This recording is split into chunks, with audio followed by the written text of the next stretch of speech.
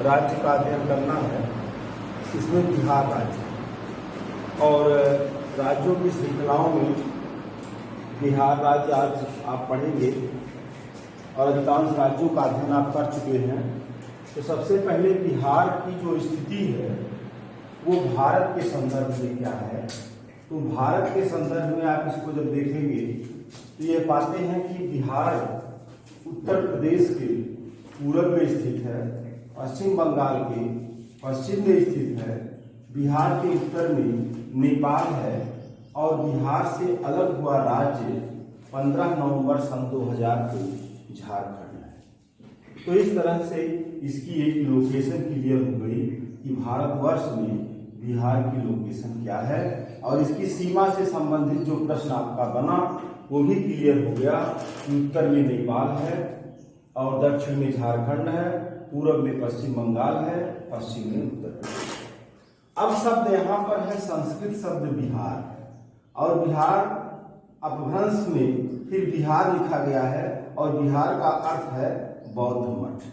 ये बिहार का अर्थ हो गया बौद्ध मठ। और आप इतिहास उसमें इस चीज को जानते हैं कि बौद्ध धर्म में भिक्षुओं को रहने का जो स्थान होता था उसे बिहार कहा जाता था। इसके बाद फिर इसमें जो महाजनपद हैं वो महाजनपद 3 हैं, वज्र, अंग, मगध। 6ठी शताब्दी ईसा पूर्व के 16 महाजनपद आप पढ़ते हैं। उस महाजनपदों में वज्र, अंग और मगध इसके अंतर्गत हैं। और इसके साथ साथ जो वज्र है इसको विश्व का प्रथम गणतंत्र माना जाता है। यह एक बहुत ही महत्वपूर्ण प्रश्न है जिससे आप परिचित हैं। अब यहाँ फिर आगे देखते हैं तो हर्यंक वंश का संस्थापक और महान बिंबिसार जो था वो भी इससे संबंधित है। पाटलिपुत्र की स्थापना उदयन ने की थी और पाटलिपुत्र आप जानते हैं कि गंगा और सोन नदी के संगम पर स्थित एक शहर है जिसका नाम पटना है। नालंदा विश्वविद्यालय, उदयपुरी विश्वविद्यालय, विक्रमशिला विश्वविद्यालय, ये तीनों विश्वविद्यालय बिहार से संबंधित हैं। और बख्तियार काकी के द्वारा इसका विध्वंस किया गया था, इसको भी आप जानते हैं। बक्सर का युद्ध 1764, यहाँ के देखिए एक जिला बक्सर है और बक्सर के युद्ध 1764 के बाद जो अंग्रेजों की सीमा का राजनीतिक क्षेत्र था वो विस्तार ले लिया और 1857 के विद्रोह में यहाँ से कुंवर सिंह ने नेतृत्व किया था और गांधी जी का जो पहला आंदोलन था चंपारण सत्याग्रह वो भी 1917 में यहीं से शुरू हुआ था। 1916 में पटना उच्च न्यायालय की स्थापना हुई थी और 1917 में पटना विश्वविद्यालय की स्थापना हुई थी। अब यहाँ पर हम इसके जिलों को देखते हैं। जिलों को देखने पर यहाँ पे जैसे ये देखिए उत्तर प्रदेश की सीमा से लगने वाले जो जिले हैं जिसमें पश्चिम चंपारण है, गोपालगंज है, सिवान है, सारण है, आरा है, बक्सर है, कैमूर है। उस दिन हमने कैमूर की पहाड़ी आपको उस पर दिखाया था। तो यहीं पे कैमूर की ये सब पहाड़ियाँ हैं और ये सब छोटा नागपुर के पठार के हिस्से हैं। और स्थानों में जैसे मोतिहारी है, मुजफ्फरपुर, वैशाली जिला, पटना, जहानाबाद, रोहतास, औरंगाबाद, गया, सीतामढ़ी, मधुबनी, दरभंगा, समस्तीपुर, बेगूसराय, नालंदा, मुंगेर, नवादा, जमुई। अब ये जो सीमा है पश्चिम बंगाल की है, जैसे बांका, भागलपुर, कटिहार, इधर खगड़िया है, पूर्णिया जिला है, सहरसा है, मधेपुरा, किशनगंज, अररिया, सुपौल, मधुबनी, दरभंगा। तो इस तरह से इसकी सीमा, इसके जिले मुख्य रूप से जो थे वो क्लियर हो गए। अब जब जिलों का नाम आप जानेंगे तभी वो चीज स्पष्ट हो पाएगी और उससे संबंधित जो ऐतिहासिक प्रश्न है वो भी क्लियर होते हैं और भौगोलिक प्रश्न तो क्लियर ही होते हैं। अब यहाँ पे इसका अक्षांशी और देशांतरी विस्तार आप देख सकते हैं। तो अक्षांशी जो विस्तार है 24 अंश 20 मिनट उत्तर से 27 अंश 31 मिनट उत्तर है और देशांतरी विस्तार जो है 83 अंश 19 मिनट पूरब से 88 अंश 17 मिनट पूरब है। और ये मानचित्रीकरण के अंतर्गत जो दिशा है इससे आप परिचित हो गए हैं। उत्तर, दक्षिण, पूरब, पश्चिम। उत्तर में नेपाल, दक्षिण में झारखंड, पूरब में पश्चिम बंगाल और पश्चिम में उत्तर प्रदेश। फिर यहाँ पे आप देखेंगे कि इसका क्षेत्रफल 94,163 वर्ग किलोमीटर बिहार का क्षेत्रफल है। जनसंख्या लगभग 10.5 करोड़ है और इसके बाद फिर 10.40 करोड़। कुल साक्षरता बिहार की आप देखते हैं कि कम है, देश की साक्षरता से इसकी साक्षरता कम है, 61.8% है। लिंगानुपात भी आप देख रहे हैं कम है, 918 है। जनसंख्या घनत्व तो थोड़ा सा अधिक है, 1106 व्यक्ति प्रति वर्ग किलोमीटर है। विभाजन इसका हुआ, झारखंड बना। झारखंड खनिजों की दृष्टि से बहुत संपन्न है, भारत का सबसे खनिजों की दृष्टि से संपन्न राज्य है और उसकी बहुत पहले से बनाने की मांग चल रही थी और ये विभाजन स्वीकार हुआ 15 नवंबर सन 2000 को। बिहार की राजभाषा हिंदी और उर्दू है। राजधानी पटना है, उच्च न्यायालय पटना है। और फिर यहाँ पे इस चीज को आप देखते हैं कि इसका भौगोलिक क्षेत्रफल जो है 24,163 वर्ग किलोमीटर है और भारत के कुल भौगोलिक क्षेत्रफल का वो 3.1% में आता है। यहाँ मैदानों के दोनों भाग मिलते हैं, खादर भी है और बागर भी है। जब आप इस दूसरी मैदान पढ़ते हैं तो उस मैदान में 4 तरह के मैदान आपको बताए गए हैं। इसमें भाभर है, तराई है, बागड़ है, खादर है। तो भाभर हिमालय के तुरंत दक्षिण का क्षेत्र जो ककड़ीला पथरीला है, जहां नदियां लुप्त हो जाती हैं, वो है भाभर। तराई उसके दक्षिण का क्षेत्र है और बागड़ पुरानी जलोढ़ मिट्टी है और खादर नवीन जलोढ़ मिट्टी है। इसके बाद फिर यहाँ विभिन्न जो जिला मुख्यालय हैं उस जिला मुख्यालयों को आप देखते हैं। जैसे आपके उत्तर प्रदेश में भी कई ऐसे जिले हैं जिसका मुख्यालय अलग होता है। जैसे सोनभद्र जिला है, सोनभद्र जिले का मुख्यालय राबर्टसनगंज में है। उसी तरह से संत कबीर नगर जिला का जो मुख्यालय है खलीलाबाद में है। तो उसी तरह से बिहार में भी ये जिले हैं जिनका मुख्यालय किसी एक शहर में है। जैसे नालंदा का मुख्यालय बिहार शरीफ में, रोहतास का सासाराम में, भोजपुर का आरा में, सारण का छपरा में, पश्चिम चंपारण में बेतिया और पूर्वी चंपारण मोतिहारी और वैशाली का हाजीपुर में।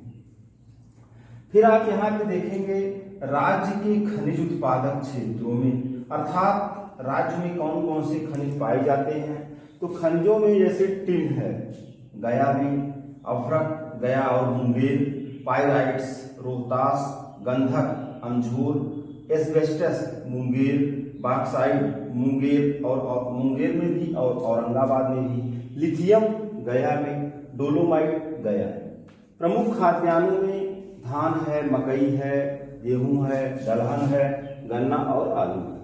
नकदी फसलों में गन्ना भी नकदी ही फसल है, गन्ना, तिलहन और तंबाकू।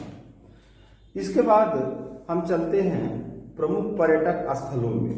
तो यहाँ के जो प्रमुख पर्यटक स्थल हैं उसको देखते हैं तो ये पाते हैं कि जो प्रमुख स्थान पर्यटक स्थल में है, सबसे पहले पटना। पटना को हम देखते हैं तो पटना से कई प्रश्न है। जैसे हर्यंक वंशीय शासक उदयन ने इसकी स्थापना की है। पटना का पुराना नाम पुष्पपुरी भी है। पटना का पुराना नाम कुसुम नगर भी है। मौर्य वंश की नींव भी पटना से ही पड़ी थी।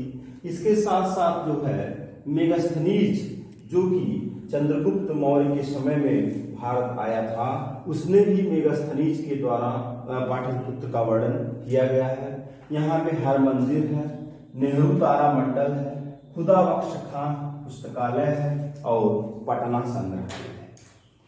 तो ये चीजें आपकी पटना से संबंधित इतने प्रश्न आपके पास हैं। पाटलिपुत्र या पटना या कुसुमपुर या फिर पुष्पपुरी, इतना नाम। बोधगया से आप परिचित ही हैं, बोध वृक्ष है और वहां बोध मंदिर है। और इसके साथ वैशाली पर भी अभी चर्चा की गई कि लिच्छवी शासकों की राजधानी और उसके साथ साथ महावीर स्वामी का जन्म स्थान, ये भी आपको बताया गया। इसके बाद फिर नालंदा। ह्वेनसांग जो हर्षवर्धन के समय में भारत आया था, उसने यहाँ कुछ दिनों तक प्रवास किया था। नालंदा विश्वविद्यालय भी से भी आप परिचित हैं। और इसके साथ साथ नालंदा विश्वविद्यालय का जो विनाश किया गया अलाउद्दीन खिलजी के सेनापति बख्तियार काकी के द्वारा, तो इसके साथ साथ यहाँ पर नव नालंदा महावीर शोध संस्थान भी स्थित है। फिर आप आते हैं राजगीर स्थान। राजगीर देखिए तीन धर्मों का पवित्र स्थल है, हिंदू धर्म, बौद्ध धर्म और जैन धर्म। इसके बाद फिर पावापुरी। पावापुरी में महावीर स्वामी का निर्वाण हुआ था। तो निर्वाण शब्द से आप परिचित हैं, दीपक का बुझ जाना, तो यहाँ मृत्यु शब्द के लिए निर्वाण शब्द का प्रयोग हुआ है। मुंगेर, बंगाल के नवाब मीर कासिम की राजधानी मुंगेर हुआ करती थी। सासाराम में शेरशाह सूरी का मकबरा और किला है।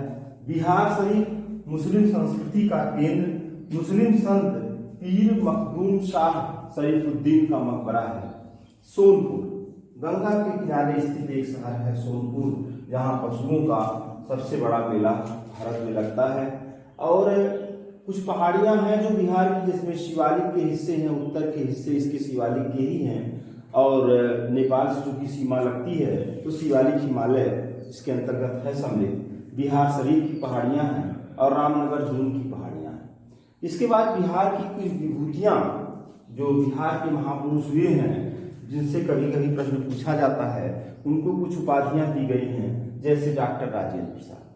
डॉक्टर राजेंद्र प्रसाद देश रत्न, श्री जयप्रकाश नारायण को लोकनायक, डॉक्टर श्री कृष्ण सिंह को बिहार केसरी, डॉक्टर अनुग्रह नारायण सिंह को बिहार भूपति या बड़े साहब, जगजीवन राम बाबूजी, नागार्जुन जिनका नाम बैद्यनाथ मिश्र बाबा के नाम से, कुंवर सिंह बाबू के नाम से।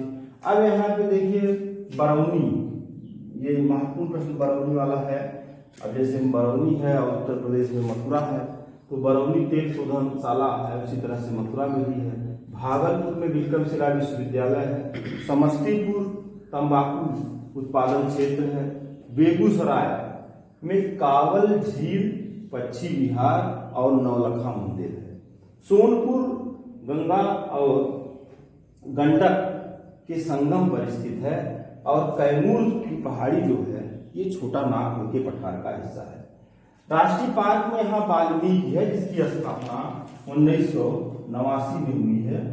और वन्य जीव अभयारण्य कुछ हैं, उसकी लोकेशन आप देखेंगे, जैसे कैमूर में है, भीमबंध मुंगेर में है, गौतम बुद्ध गया में है, नकटी डैम जमुई में है, कोडरमा की पहाड़ी अभ्रक के लिए जानी जाती है, जो पटना और रांची मार्ग पर है। राजगीर नालंदा में है।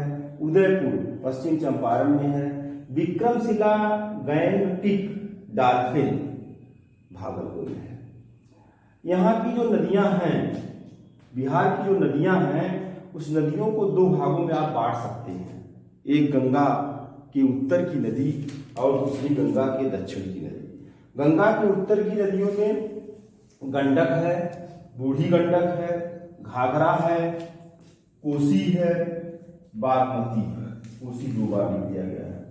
दक्षिण गंगा के मैदान में सोन नदी, कर्मनाशा नदी, पुनपुन नदी, फल्गु नदी। तो फल्गु नदी हो गई। इसके बाद फिर आप आगे बढ़ते हैं तो उद्योग धंधों में यहाँ पे उर्वरक बरौनी में, तेल शोधन बरौनी में, सीमेंट कल्याणपुर, लौह गया और पूर्णिमा में, कागज पटसन बरौनी और समस्तीपुर में, कांच पटना में, तंबाकू मुंगेर में, सूती वस्त्र सीवान और भागलपुर में, और जूट उद्योग पश्चिम बंगाल से जो जिले लगते हैं, जिसमें कटिहार और समस्तीपुर है, वो सम्मिलित है।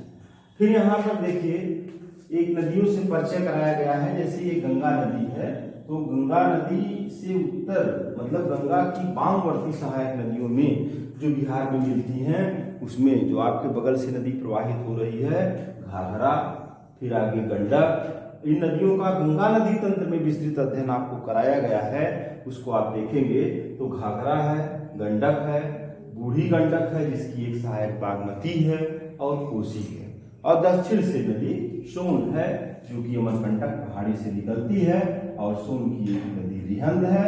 रिहंद का उद्गम जो है वो छत्तीसगढ़ में सरगुजा की पहाड़ी से है। तो इस तरह से आपने इस बिहार का अध्ययन किया, और इसी तरह से राज्यों की श्रृंखला आपकी आगे बढ़ती रहेगी। लगभग 90% अध्ययन आप राज्यों का कर चुके हैं, और इसको देखने के लिए, सुनने के लिए, समझने के लिए बहुत बहुत धन्यवाद। और इसी तरह इसको आप